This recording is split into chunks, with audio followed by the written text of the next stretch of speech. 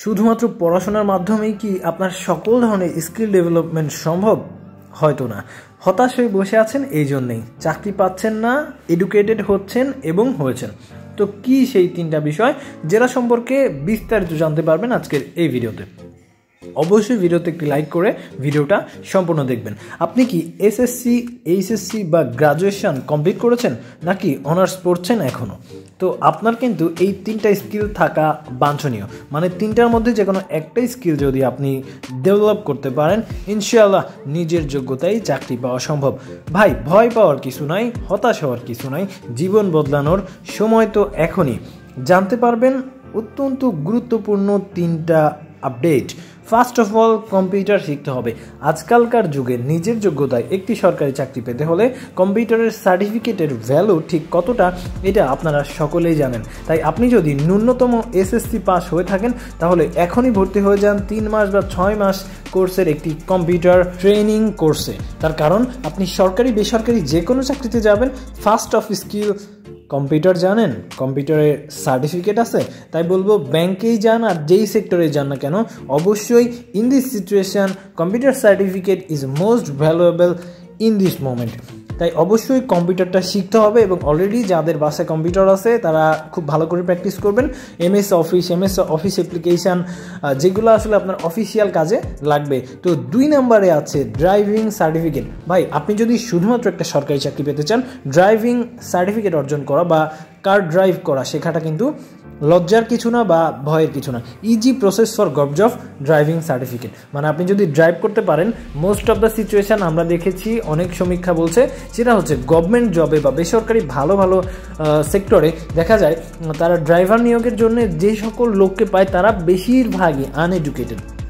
কারণ intermediate pass করে একটা শিক্ষিত ছেলে সে ড্রাইভিং করতে চায় না, আর যারা কার ড্রাইভ করে, মাইক্রো বাস ট্রাক এগুলো চালায়, তারা শিক্ষিত না। So please increase your experience. আপনার এইচএসসি পাসের একটা সার্টিফিকেট আছে, এখন আপনার বয়স 18 থেকে 30-এর মধ্যে আছে, একটা ড্রাইভিংয়ের কোর্স করে ফেলেন। যে কোনো সরকারি চাকরিতে ড্রাইভিং পোস্টে চাকরি পাওয়াটা কিন্তু অত্যন্ত সুবিধাজনক এবং ইজি।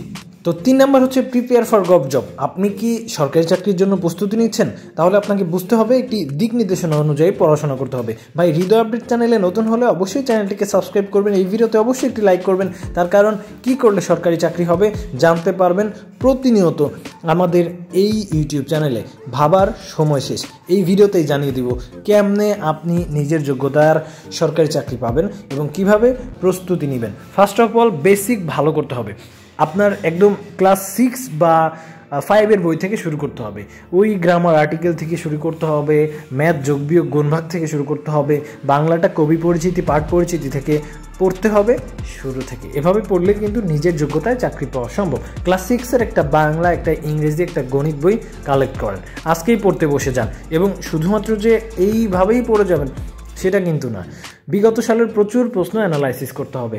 আমাদের কাছ থেকে বই সংগ্রহ করতে পারেন, তাছাড়াও বাজার যে কোনো বই নিতে পারেন। আপনি যেই মন্ত্রণালয়ে আবেদন করবেন অবশ্যই সেই সেক্টরের বিগত সালের কোশ্চেনগুলো আপনার জন্য অত্যন্ত গুরুত্বপূর্ণ হতে চলেছে। ভাই, ইউটিউব, ফেসবুক যাই চালান না কেন, দিন শেষে আপনার নিজের একটা আইডেন্টিটি পাবলিশ করতে হবে।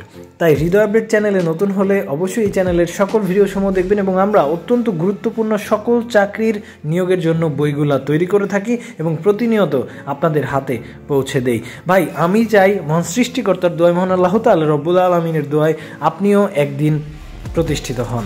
তাই হৃদয় আপডেট চ্যানেলকে এখনই সাবস্ক্রাইব করে পাশে থাকা বেল আইকনে ক্লিক দিয়ে রাখুন, যাতে করে পরবর্তীতে নতুন কোনো চাকরির নিয়োগ বিজ্ঞপ্তি বা যে কোনো টিপস অ্যান্ড ট্রিক্স, কীভাবে পড়াশোনা করলে, কোন বই পড়লে চাকরি পাওয়া সম্ভব, সেগুলো সম্পর্কে বিস্তারিত জানতে পারবেন। অবশ্যই সাবস্ক্রাইব করুন এবং পাশে থাকা বেল আইকনে ক্লিক দিয়ে রাখুন।